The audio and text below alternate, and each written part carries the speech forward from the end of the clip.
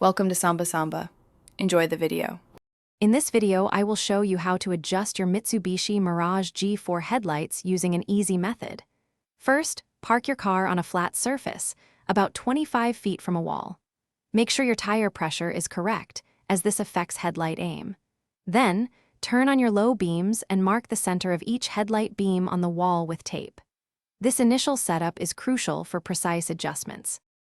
Now, let's find those adjustment points. Open your hood and look behind each headlight assembly. You'll typically find 2 adjustment screws per headlight, one for vertical aim and one for horizontal. These usually require a Phillips head screwdriver or sometimes a 10mm wrench. Identifying these screws is the next step before making any changes to your headlight's direction.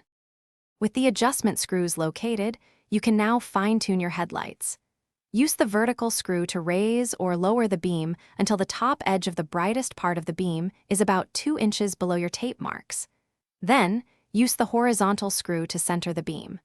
Make small adjustments, checking the beam pattern on the wall after each turn. This ensures you don't over-adjust and maintain proper visibility. After making your adjustments, it's crucial to perform a final check.